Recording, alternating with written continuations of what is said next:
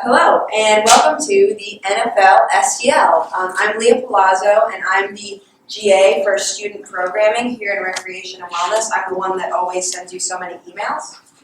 Hey guys, I'm Tyler Dutton, Student Supervisor at the Fieldhouse. We're going to introduce a special guest today. His name is Bob Waggoner. He has 19 years of official experience, which is pretty incredible. He's going to share his insight tonight about his experiences with the NFL, and as well as this third team on the field, as they call it. I don't know if you noticed, but this is called the Inside the NFL SDL, and I just want to explain to people who don't know what an SDL is. There's student development and leadership workshops that Recreation and Wellness put on 4 times a semester. They're for professional and personal development based on student-requested subjects aligned with what the university wants you to achieve before you graduate. So if anyone has any questions about those, I put my email address on the board if you want to contact me for that. I'm going to refer you back to the board. As you see, we have our social media accounts. Go ahead and give us a follow on Twitter, Instagram. They're the same, BGSU_rec_well. Give us a like on Facebook. We're going to be using social media a lot tonight, especially for those that aren't here. You can tweet in your questions, Facebook. Mr. Waggoner has allowed pictures, so you guys take pictures with him. You can go ahead and do that. And also use the hashtag BGNFL. We get that trending nationally maybe. And further ado, go ahead and give a warm welcome to Mr. Waggoner.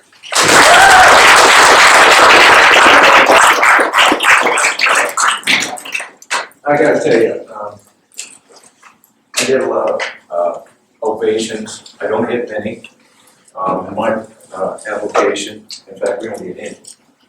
But we did one time, on September 27, 2004. And that was the game, Thursday night game, that we returned after being locked out. And it's the only time that 121 guys ever got a standing ovation. Only time it's ever happened. So it's kind of, normally what happens is this. 6 weeks later, we're in New Orleans. That's what met us outside the tunnel. That guy, trying to obviously indicate his displeasure with some of the things that had happened over the course of not only the replacement officials, but also since then. So that's kind of what we're up against a little bit. And,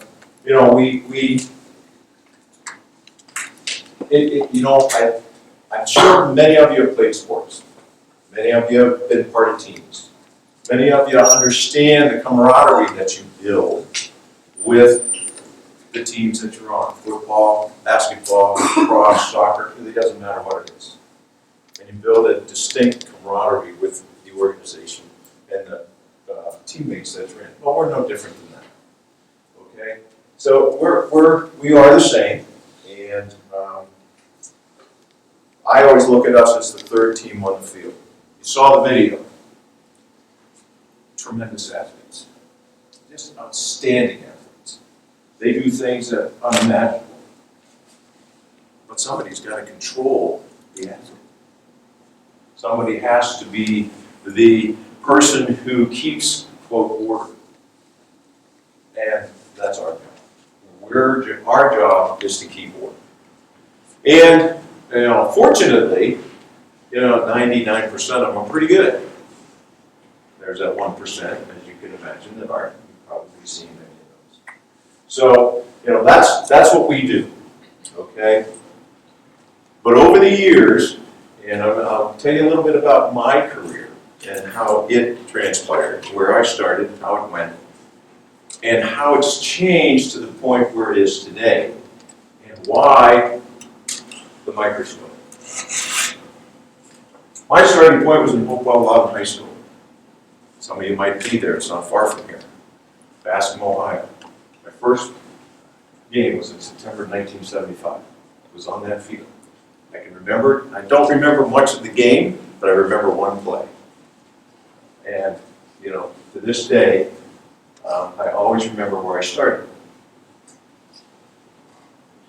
But being in the right place at the right time is really more than what it's about. Once you get to the college game,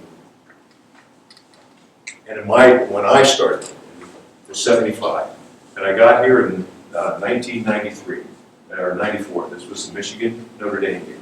At that time, TV did not play the role it does today. In fact, the only school that had a major TV contract at that time was Notre Dame. It's the only one. And we were fortunate enough to be part of their signing that year. And we got exposure. So from the standpoint of of TV and being exposed and have your opportunity, TV was great for me. Things went right. Step forward. Didn't have any big issues. But you know what? I don't remember much about that game, except for two things. We stayed in Portsmouth, Indiana, which is south of Notre Dame, South Bend, Indiana. We stayed in a hotel down there. It was a Holiday Inn. So we had to travel up to South Bend, which was about 30, 35 miles. I was working in the Mid-American Conference at the time. We parked and walked into the locker room, got dressed, and normally just did the game. Not here. You got a police escort. They drove you 40 miles, 70 miles an hour to get you to the stadium. Fantastic. It was outstanding. It was one of the greatest thrills of my life at that point. But then we get to the campus, roads are jammed. Can't get in. Cars all over the place. People walking across. These guys are great. They decided they were going to drive down the sidewalk. Went right through the center of campus, right past the bookstore, with a whole parade of cars to get us to the park. That was the one thing that I remember about that game. I don't remember anything else. That was it. And then the second piece of the puzzle was when we all got done, my daughter Faye was going to Purdue at the time. I had to get in the car because my wife and my younger daughter, Jenny, had driven to visit her and missed the end of the game. And so I ended up driving to Lafayette to visit with them overnight. Never got to talk to anybody about this game. Didn't know. I was hoping we were right, but I had no idea.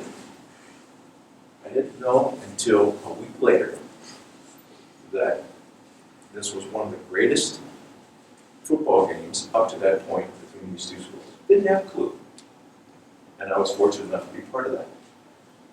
Today, you'd have known, pick up your phone, at halftime, you'd have known. So that's really a big difference. So that's where it starts. You see these VCR boxes and a VCR. Hopefully some of you know what that is. You're not that outdated. I recently moved from, I didn't have to go very far. I moved about 15 miles from where I was living to where I live now. So I did. The good news is you go and you buy a new house. Great. Last house you're going to buy for me, pretty much. I'm going to retire there. Perfect. Bad news is you got to clean your house out.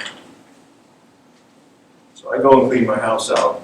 I'm in my attic. I find these 3 big boxes. They're all filled with VCR tapes from 1997 to 2014. All VCR tapes. What am I going to do with them? Heck, I don't even have a machine anymore to run them. So I ended up throwing them all out. But that's what we used to use, that machine and VCR tapes. My first NFL game that I worked was in Tennessee, 1997. TV at that time wasn't big. They televised the games on Sunday, but if you didn't have somebody at home that knew how to run a VCR, which I didn't, and you didn't have somebody that, would leave it on, you weren't going to get the game. They didn't have the NFL Network, they didn't have any of that stuff. So I had to come home that night after an overtime game in which we had all kinds of plays and wait for SportsCenter to come on because SportsCenter had started and they'd rerun parts of the game. And that's how you found out whether you were right or wrong, the SportsCenter. And that was in 1997, not that far ago. That was my last collegiate game I ever worked, was on a field like that. It happened to be in Mohawk High School. Again, not far from here. Everybody thinks that we come from big programs, we do a lot of stuff. We don't. We work just as hard as anybody does, but we're seen in a variety of places. But my last collegiate game was at Mohawk. So, where's it go from there? There's a lot of stuff up there, you know, Division III, what I did and all that kind of stuff, but two things that I want that jump out. The first one's a psychological interview. You have to be interviewed by the NFL, and you go through a physical, you do all that stuff, but then they said that you gotta go see a psychiatrist or a psychologist. The only time I ever saw a psychologist was when I did something wrong in high school. That was it. I never saw anybody else. But you had to go see a psychologist. So I had to meet him at the Detroit Marriott Airport. So I go there, I meet him, and he comes in with two things. A stopwatch and a book. And the book had some puzzles in it, questions you had to answer. And the purpose of the whole test was, he'd give you the book, you open it up, it'd start, and he'd start a stopwatch, and he'd stand next to you, looking right over your shoulder. What do you think the purpose of the test was? He wanted to know one of two things. How fast you were doing what you did, but he also wanted to know if you would take the time to get it right. And in the NFL, that's really the bottom line. Our job is to take the time to get it right. And it started when I started, and it's still the premise that we work on today.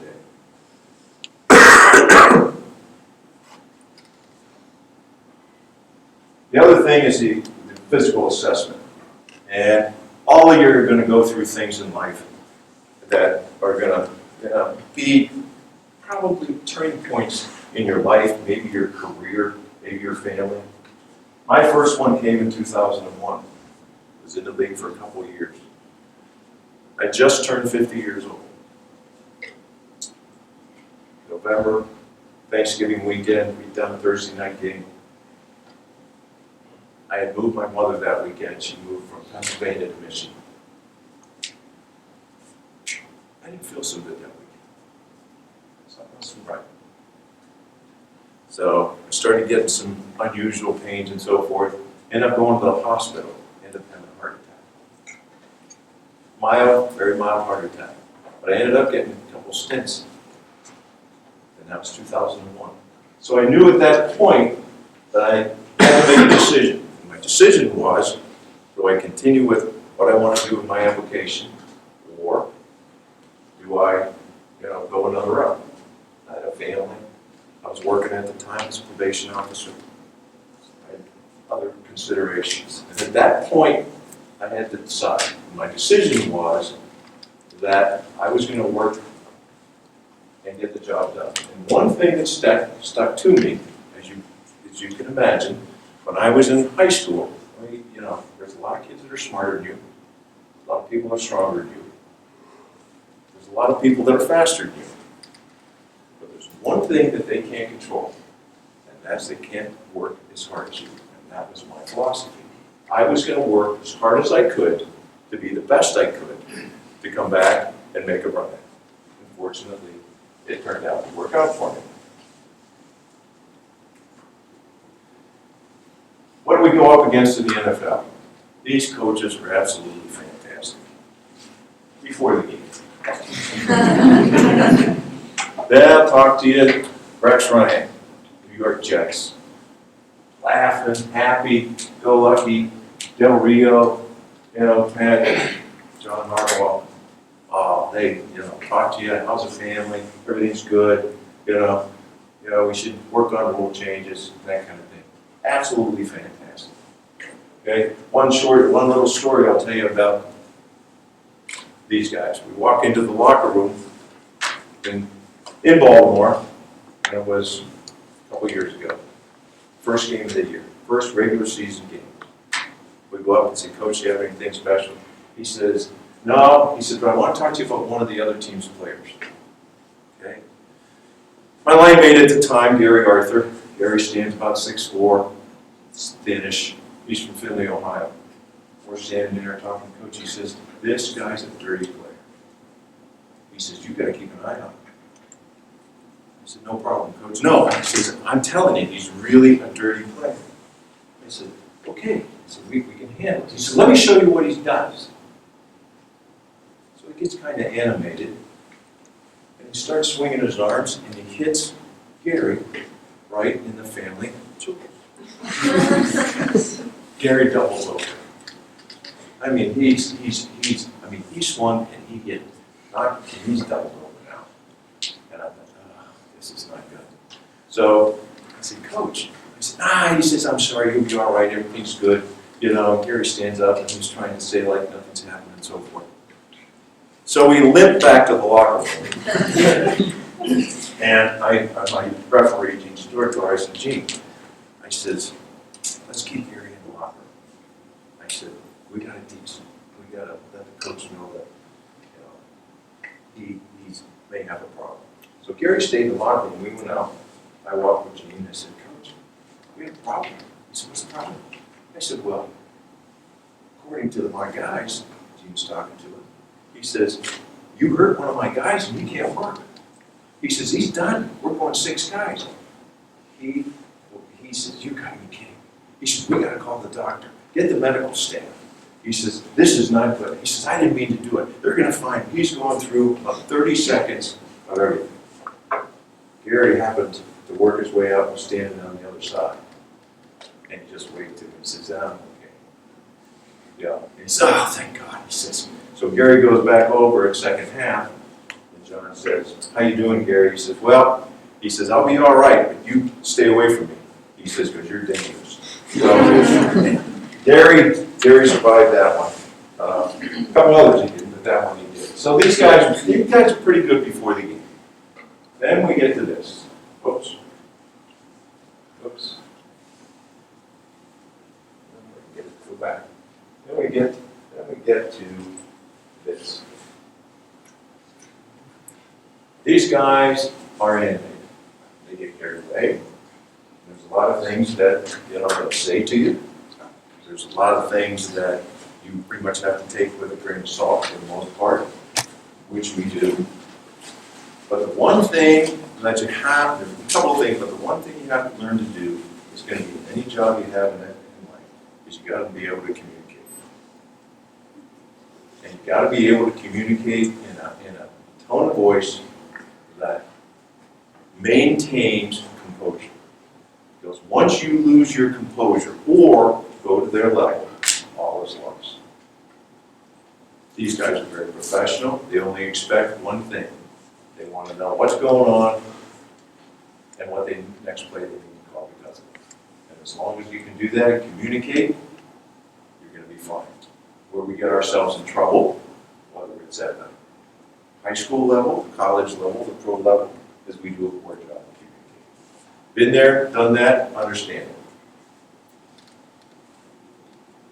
Some of the things that have happened to me, this goes back to social media. Over the years, social media has changed. It's grown. It's blossomed. And now here's multiple accounts that you can go to just for this event alone. But when I was working the Super Bowl in Super Bowl 40, I made a list. It wasn't the best list. It was one of the, according to some, one of the 10 worst calls ever made in the NFL. That's what they said. Now, if you talk to the NFL or people that are associated with officiating, they'll tell you that it was absolutely the right thing to do. But I knew when the call was made, and I went over and talked to my supervisor. I simply told my supervisor, he said, great call. And I said, you're going to have a problem. He said, why? I said, because we took points off the board. And I said, anytime you take points off the board, it's a problem, but when you do it in a game of this magnitude, it's a major issue. The game went and had several quote interesting plays, some controversial, some not. As a result of that, media just went wild. I got calls in my house. People wanted to know, all kinds of stuff. But my concern wasn't for me. I can handle that kind of thing. My concern was for my family, my kids. So it goes far beyond that. And I have a wonderful family, a great family, and they will defend things they don't even know what it is. And they'll defend it to the nth degree. They're great. They know how to use all that stuff. They're great with that stuff. I know nothing. I don't get on it. I don't use it, and I'm not part of it. I don't even pay attention to it. Because if I ever did, I'd probably drive myself insane just by what you think they said or what they wanted to say. So, these guys were the reasons why we got the standing ovation. That was 4 years ago. Do you think those guys had any clue to the magnitude of what was going to happen to them in the media department when that happened? None. They had absolutely no concept of what they were getting themselves involved in. The NFL is a special place. But it's also one of the most scrutinized places and businesses in the world. I'm sure all of you have some type of part-time job or full-time jobs, right? How many of you, and raise your hands if you do, how many of you, for the length that you work at your job, have a camera following you around and know what you do every minute that you do it? Nobody. We do. For 3.5 or 4 hours, we have a camera, many of them, as a matter of fact, that follow us around and are part of us for those 3.5 to 4 hours. They know what size pants you wear, what size shoes you wear. They knew if you blew your nose. They knew, whether you threw your flag left-handed, right-handed, whether it was 6 foot or 4 foot. That's how much this business is scrutinized. We have to prepare ourselves going into this application for this kind of bombardment. And some of us are pretty good at it. Some of us aren't so good at it, and those are the ones that really, really suffer. So, what happens under this hood? We order pizzas, or we call them on, what do we do? Over the years, I first started in here, the NFL didn't have replay. It wasn't part of the makeup. And I was in, I think, in 2001 or 2002, NFL started to evolve with replay, and to the point where it is today. Up until a couple of years ago, the referee was the ultimate decision maker. And he had someone who would go to the hood with him to ultimately decide what was going to happen on the play. And there's a replay official up there and somebody who's running the video, but they took all that. So they can copy and try to make it more realistic. The technology is becoming a bigger part of what we do. One example, and I kind of chuckle when with the cell phones and that kind of stuff. Everybody has them now, they're in the locker room. I was doing a game last year in Washington. And we had a very close play at the goal line. If we rolled one way, it got overturned by replay. I get back to the locker room and I look at my phone after I'm done, because I'm not one that pays much attention to it. And I see this text. The game started at 5, it's at 6:15. Who's texting me at 6:15? It's on my way. Text said, say. He says, what happened? He said, we missed that one. Thanks. good sport.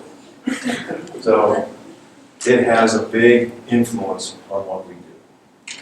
Okay, the talent pool. Let me tell you, the players are getting bigger, faster, stronger. I mean, they're coming from Bowling Green, Toledo. They're coming from Division III schools. The athletes are phenomenal. And because the talent pool has increased so much, and the athletes are so much better, the pressure increases on what we do to be that much better at what we do. And one of the hardest things in the NFL to do is because everything happens so fast. The average play is 7 seconds. The average ability for you to make a decision as to whether something is or isn't is 1.5 seconds to make a decision. Now, I'm sure all of you have made all the decisions for me, but you got to see it 6 times. One time, 1.5 seconds. That's what we do. So, what's our job? We have to slow everything down. Because they are so good at what they do. And this is their life. This is their business. So we have to make it our business to be and keep up with what they do.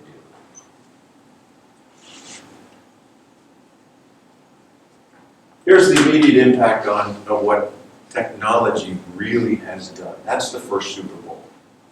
This is the attendance. They had viewers and they had 20 TV cameras. Imagine that, 20 TV cameras? Nowadays, the average at an NFL regular season game is 20 TV cameras. There's Super Bowl 49. 100 cameras. Imagine that, 100 cameras? That's unbelievable. Unbelievable. They have cameras in pylons. They have cameras up on the goalposts. They have cameras that go up and down the sidelines. They have cameras up in the sky. They have them everywhere. You know, the big thing nowadays, we have a security meeting before every game. They bring the referee, the backup referee in, and they have all the security. And then probably on the average, each security meeting has probably 20 people. And the first thing they talk about is drones. That's the first thing they bring up. Now, I'm only aware of one instance that they had, and that was, I believe, in New York, where they had one that did land up in New York Stadium, and they ended up, it landed early, so they didn't have to clear the stadium. Well, that's a huge, huge concern, huge concern. At Super Bowl 49, believe this or not, they had snipers up in the lofts of the stadium. Snipers. That to me is really scary. It's almost like you're fighting a war overseas. Yet this is the security that we're under in these kinds of sports-related situations. Okay, it's absolutely fascinating, but on the other hand, at some point it is a little scary.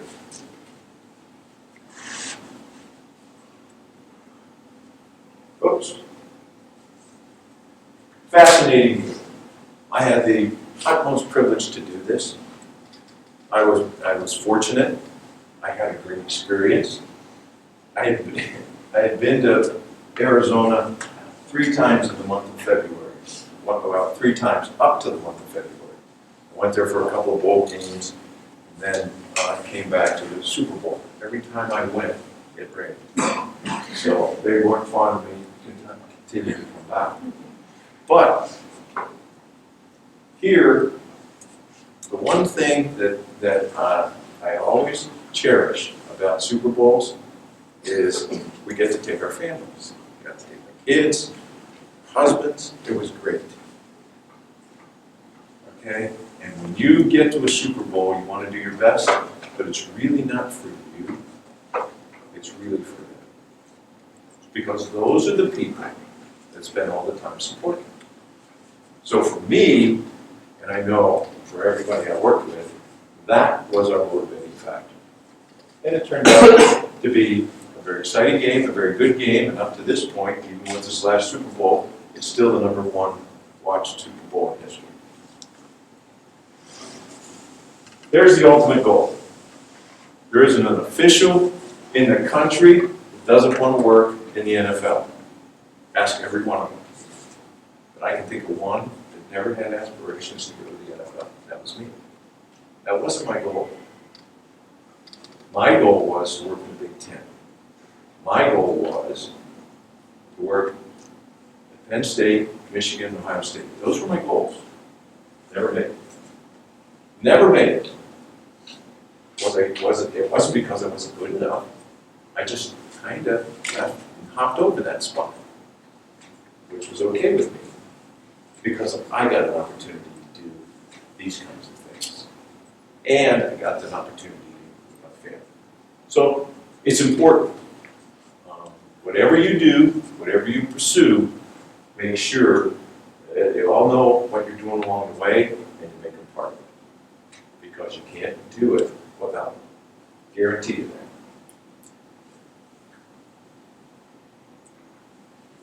that. For me, I cherish that moment. Okay? I've been lucky enough to work 2 Super Bowls. But there's always a couple of things you walk away with.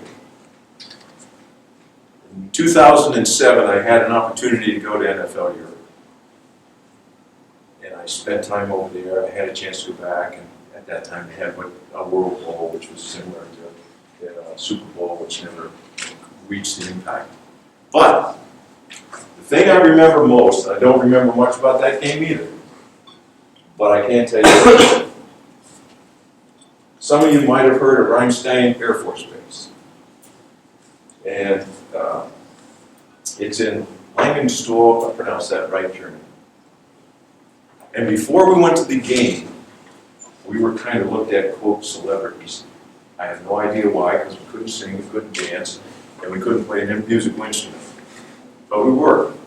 And we ended up going to this hospital. Well, this hospital was where they took all the frontline officers and servicemen who were wounded. And that was the first stop before they went to the United States to go to Walter Reed or one of the other VA hospitals for treatment. So we got on a bus, we went out there, it was about a half-hour drive. We were met by 2 nurses and a general. And they said, "Are you guys prepared for what you're going to see?"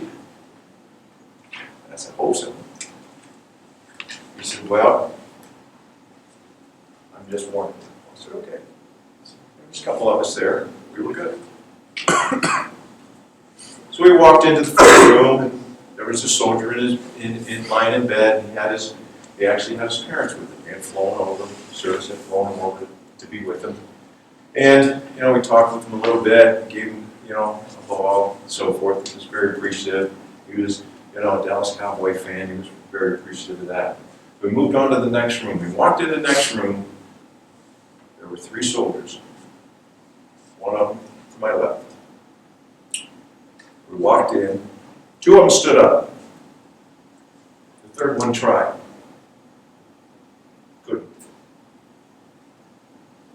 Couldn't stand. He said, "I apologize." I said, "For what?" He didn't have any legs, they were blown off. I was in tears. And it was at that point that I realized, as much as I love football, there's a lot more important things in life.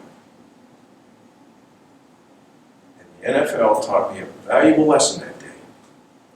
That no matter how much screaming they do, or how much people complain about you, or how bad things really are, I think of that serviceman. Nothing. There's nothing that can happen to me that's in there. So, from that point forward, my career was pretty good, because my whole mindset changed. That's how I approached the NFL, and this life as a whole. So I was pretty lucky. So there's a lot of good things for me personally, for my family, for the guys I've worked with that have come out. my experiences in the NFL. And I don't want to take too much more time, but I will tell you this. Anybody know who Bob Buford was? Remember Bob Buford? Bob Buford was the voice of Michigan football for years. This goes back before probably all of you were born, and then some. But he was the voice of Michigan football for a number of years. He passed away probably 15, 20 years ago. But he came out one day and he spoke to the Michigan football team. And he said, he gave them a pep talk, and the last thing he walked off with was, you have 60 minutes of football, but you have a lifetime to remember. And that phrase, that day, I heard it on the radio before I ever started, was a phrase that stuck with me the rest of my life. Because when you walk out in the field, or whatever you do, whatever sport, you have a period of time to do it, but you have a lifetime to remember what it is. And I think that's a very, very important lesson. Social media has been good to us to a certain degree. It has buried us to a certain degree. We've had good years, we've had bad years. But I can assure you, of the 35,000 plays, the officials were right 98.8% of the time. If I was in college and I had that, I'd take it every day of the week. And I probably wouldn't be in the NFL, I'd be running a business. So, we've been very lucky. I've been very lucky. I've been very fortunate. I've had a lot of good things happen to me with this. But now, you know, my career is kind of coming to the twilight. So, which is fine. Now it's time to get back to do other things. I was a probation officer for 30 and a half years, and I retired from that about 11 years ago. Some people say, well, you were a probation officer, gee, going to the NFL is the same thing. Not quite. So it's not quite the same. It's a bit different. But now, for the last 7 years, I've been the supervisor, associate supervisor of the Big Ten, Mid-American Conference, and Missouri Valley football officials. And I've seen the other side of what happens to a lot of our guys. But the good news is, I've been able to take a lot of these things that I've learned and implant them in those guys. So that A, they don't make the same mistakes, but B, they're prepared when they do. So it's been a great experience for me. I wouldn't trade it for the world. If any of you ever have an aspiration to get involved in it, I encourage you to do so, because the sky's the limit. And the possibilities are absolutely endless. So, with that, anybody have any questions?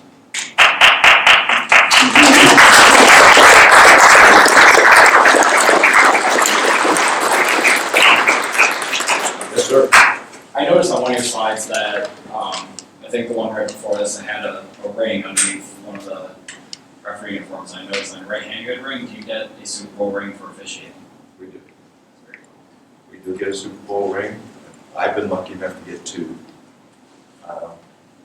One of my dearest friends, Jerry Markbright, who you've probably heard of, he's a very famous official. He lives in Chicago. He's got 5 of them. And he can't wear it. He tried to wear them all at one time, and he can't do it. He can't handle it. So, but yes, we do. We're lucky in that respect that we do get that. Now, having said that, I can assure you that what I have on is nowhere near what the teams do. Because the teams design their own rings, and most of them are somewhere in the value of $45,000 to $50,000 a piece. It's unbelievable. You wouldn't.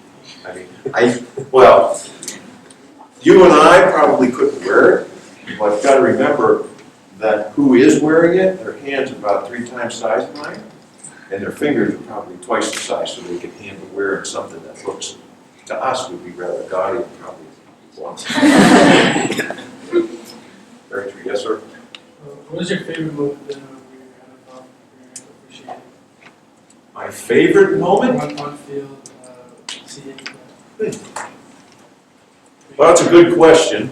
I mean, I've had a lot of them. I'll tell you a little story, which this was a pretty good moment. I mean, in the head, it really was an interaction. But we were doing a game on Monday night here in Arizona, and we had a play that was ruled a backward pass and went out of bounds.